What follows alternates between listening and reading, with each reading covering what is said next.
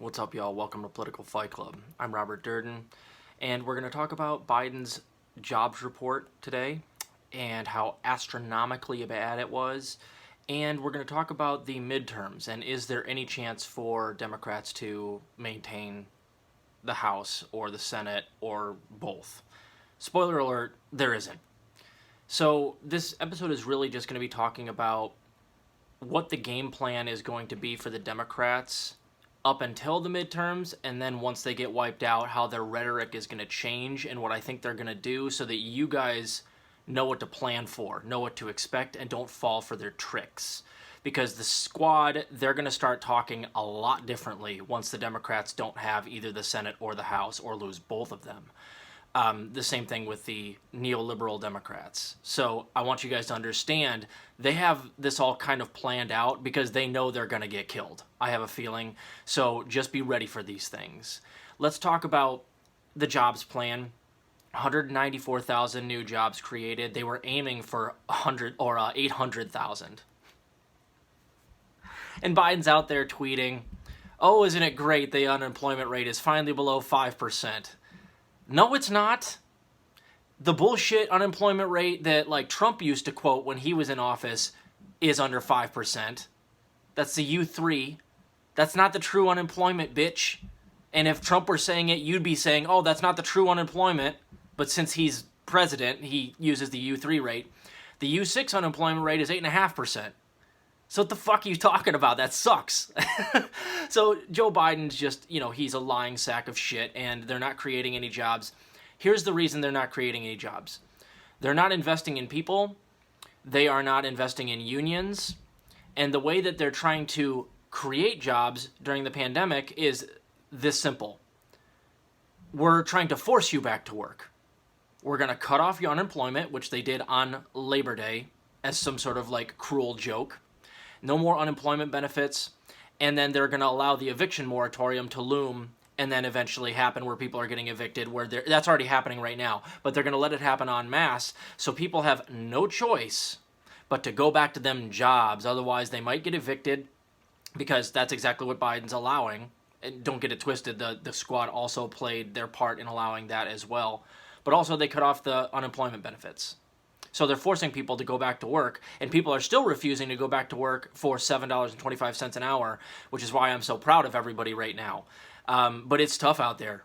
I mean, the fear of eviction is very, very scary and a very motivating factor when it comes to like job searching. If people knew that they'd have a roof over their heads despite maybe being, behind on their rent, I'm 4 months behind on my rent right now.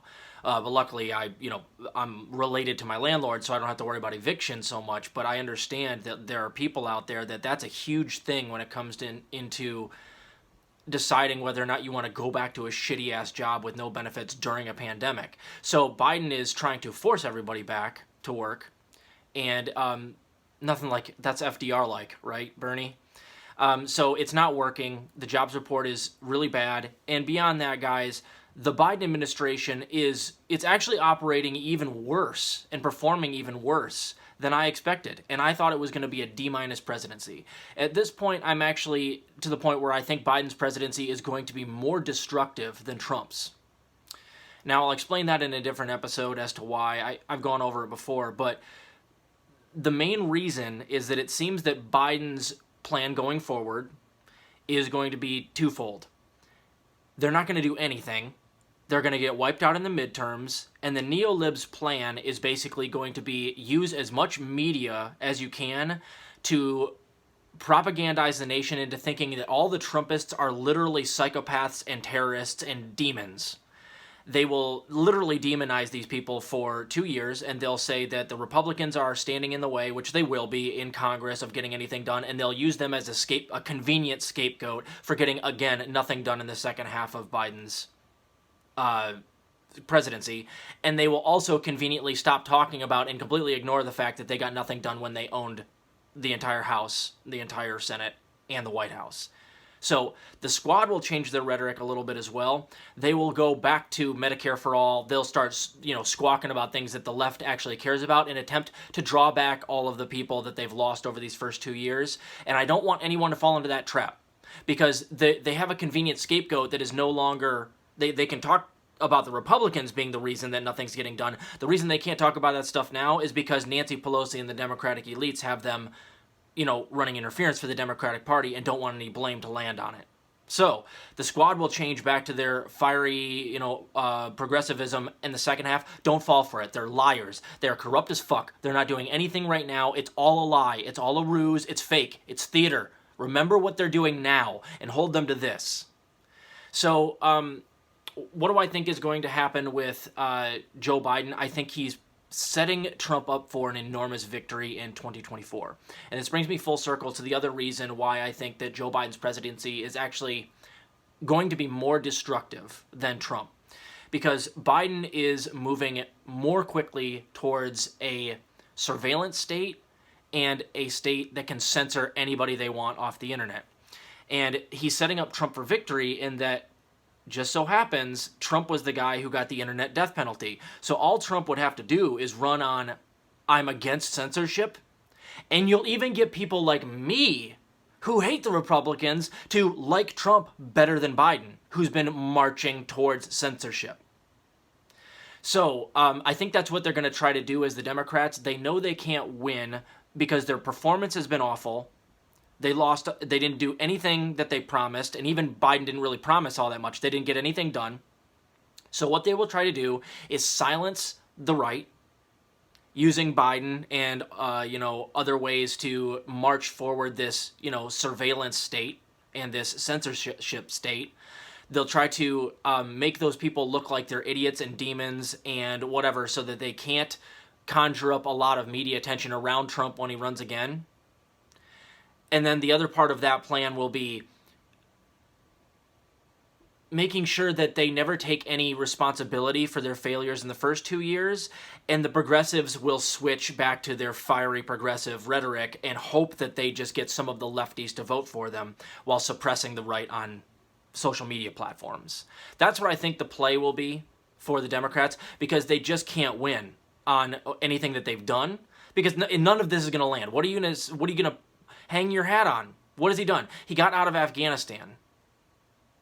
And even that, he really didn't get out of Afghanistan. And then the obvious comeback to that is, because a lot of people, especially on the right, the reason they want to get out of wars is to save them money. Now, I don't think that's the right reason to get out of wars, but I always use that reason with right-wingers, because that seems to be something that they care about.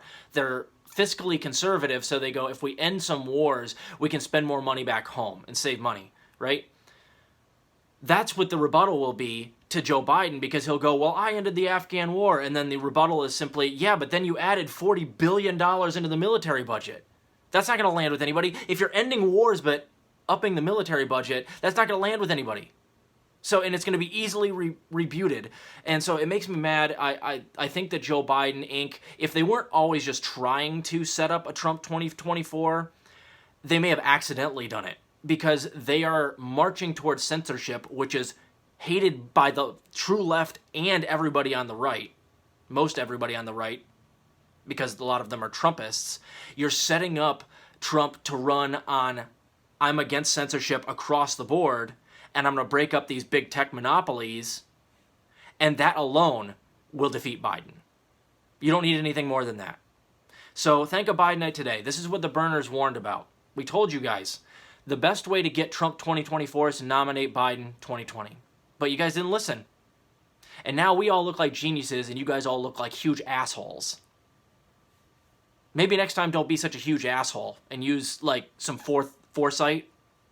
Try to think about 2 or 3 steps ahead instead of just vote blue no matter who. We're stopping fascism. Biden is ushering fascism through our back door right now, thanks to people that voted for him. We warned you. Anyway, so this is not good. Of course, it scares the shit out of me that Trump is likely going to win in 2024. And I think it's a foregone conclusion that the midterms are going to be worse than a bloodbath. There's literally nothing the Democrats can hang their hat on. I will put in the caveat, if they pass the $3.5 trillion bill in its current form, they will probably maintain their seats. They won't lose the House or the Senate. But it has to be in its current form. If they try to pass some, skimpy $1.5 trillion bill that people don't really feel in their bank accounts and in their material lives, you can forget about it. no amount of PR is going to save this sinking Titanic. Anyway, keep fighting the good fight out there, guys. I'm again cooped up in my basement sick, so you might get 4 or 5 episodes today. We'll just have to see. I'll see ya.